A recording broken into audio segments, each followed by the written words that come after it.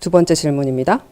얘기할 게 많은 질문인데, 사실 우리가 지금 살아가고 있는 이 사회 자체가, 혼자 살아가는 여성에게 그리, 친화적인 환경은 아니잖아요. 요즘 들어서는 뭐 비혼이다라는 말도 좀 대중화되고 해서, 어느 정도는 나아진 것 같지만, 그럼에도 불구하고 비혼 여성을 배척하는 사회에서 우리는 어떻게 권리를 주장할 수 있을까요? 사회적 제도와 복지가 계속 사라지는 것이 너무 답답합니다.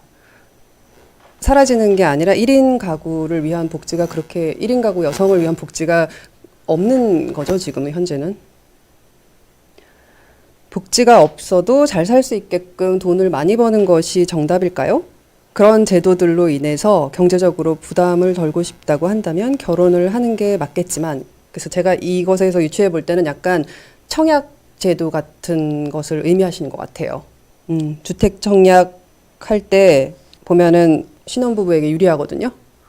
그래서 저도 이거 청약 몇 번 해보고서는, 내가 사기 결혼이라도 해야 될까? 이 신혼부부라고 하고서 청약을 따내고 계약 결혼했다 한 5년 뒤에 이혼해야 되나? 뭐 이런 생각도 한 적이 있어요. 아니, 그 정도로 정말 신혼부부가 아니고서는 이 청약이란 건 당첨될 수가 없다. 청약을 해본 분들은 아마 알 거예요. 특히 부동산 대책이 지금 나오고 나올수록 더 이게 심해지고 있거든요. 내가 1인 여성이고, 게다가 저는 또 생애 뭐 첫 주택 이것도 아니에요. 우리 할머니가 제 명의로 뭘 샀다가 이렇게 팔아가지고 생애 첫 주택 그것도 안 되는 거예요, 지금. 지금 가산점도 하나도 없고, 저는 지금 청약을 넣을 수가 없는 상태예요. 지금 40대인데, 어떡하죠?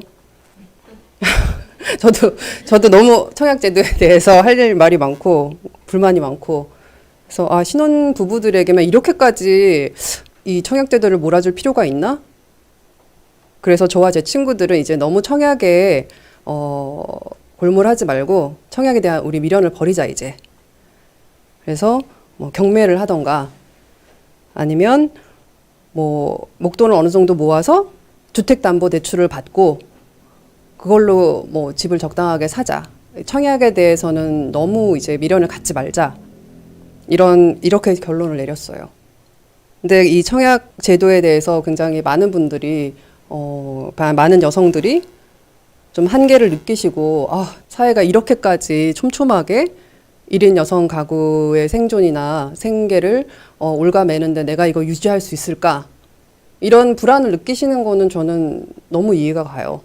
근데 그럼에도 불구하고 그래서 비혼을 선택한다는 게 불이익을 한다는 뜻일까요? 막 이분은 이렇게 물으셨어요. 근데 저는 이런 태도는 조금 위험한 것 같아요. 비혼을 뭔가 되게 어떤 시대적인 투사 정신으로 뭐 선택을 하는 건 아니잖아요.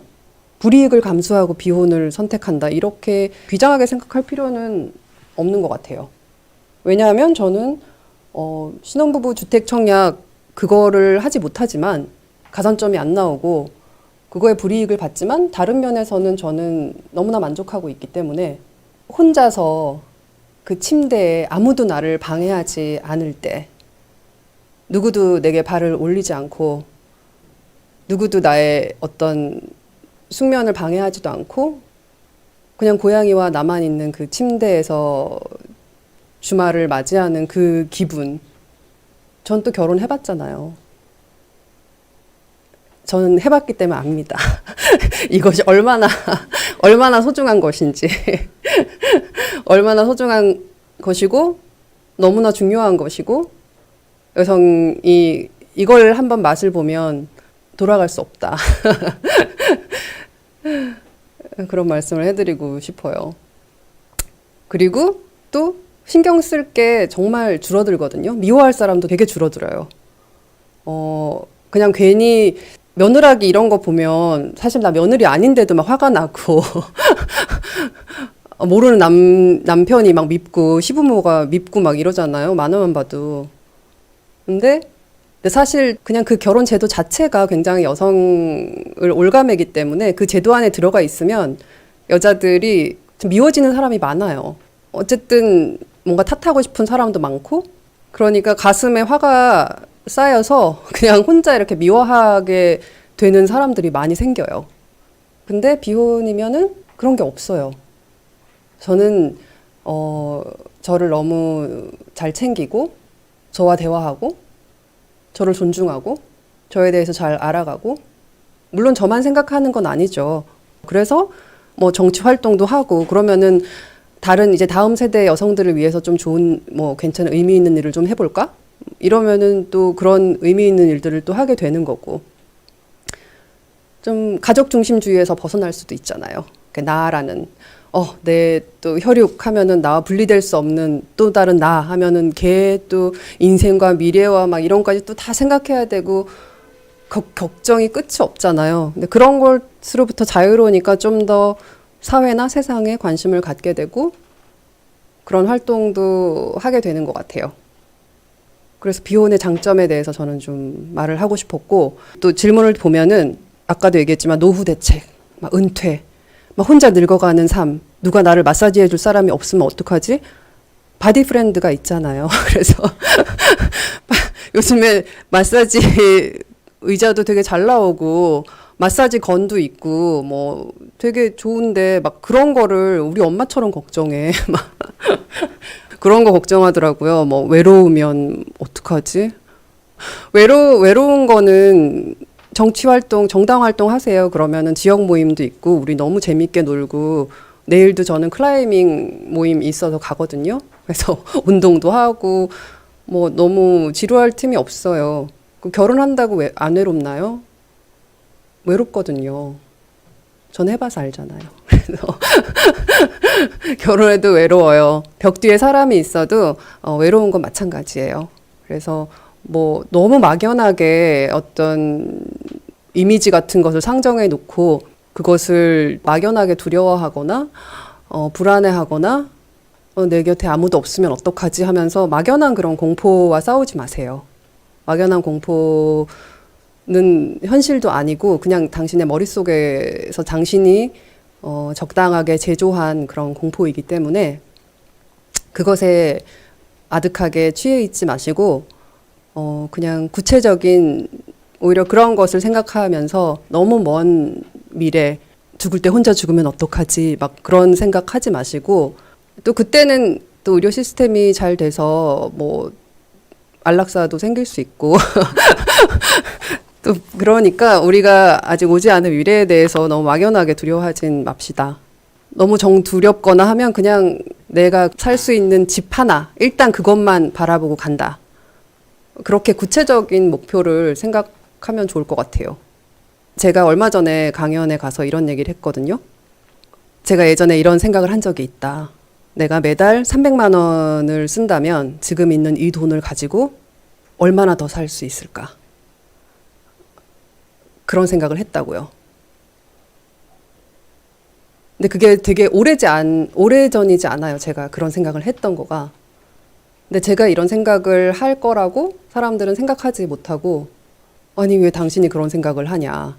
하지만 그 자리에 있던 많은 분들이 작가님 저도 그런 생각했어요. 저도 제가 지금 갖고 있는 돈 뭐 한 달에 얼마씩 쓰면 내가 이걸로 몇 년 살 수 있을까? 얼마 살 수 있을까?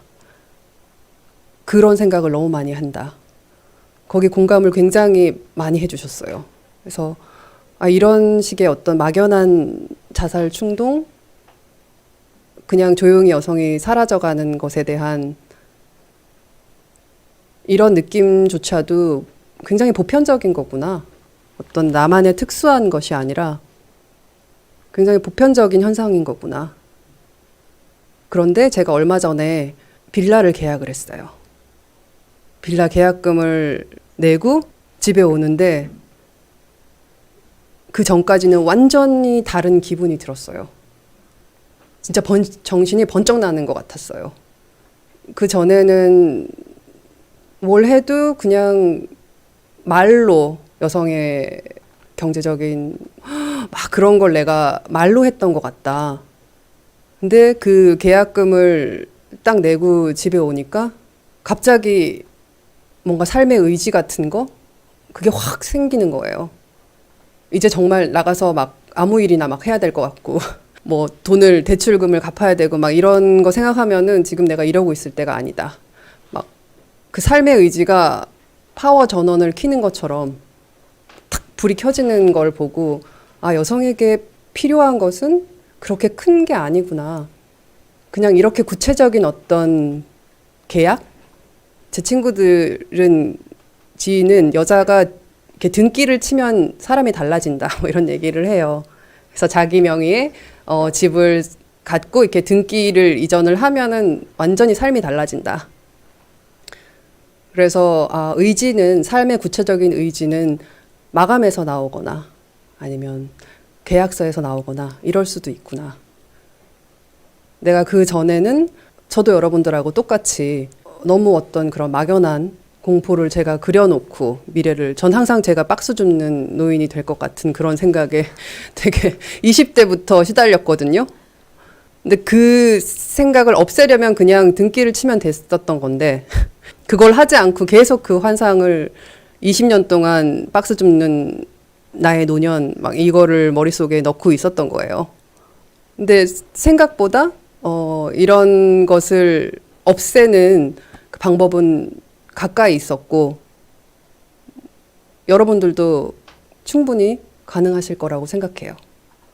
우리가 아파트 뭐 서울 시내에 있는 아파트 아니라도 그냥 나 하나 아니면 나와 내 친구 나와 뭐 하우스메이트가 같이 할 수 있는 아파트 청약 아니라도 뭐 구할 수 있잖아요.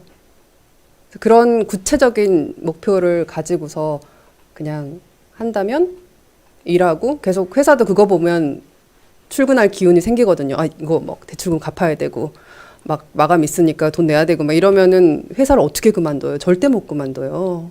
못 가는 거죠. 회사 계속 다니고 일도 계속 하는 거고 그냥 김연아 선수가 하는 것처럼 그냥 무슨 생각을 해요. 지금 돈을 갚아야 되면 일을 하는 거죠. 회사를 나가는 거죠. 하지만 너무 멀리 바라보진 마시고 그냥 구체적인 목표를 세우시면은 좋을 것 같아요. 제가 이제 경험했으니까 여러분들에게도 자신 있게 권할 수 있는 것 같아요.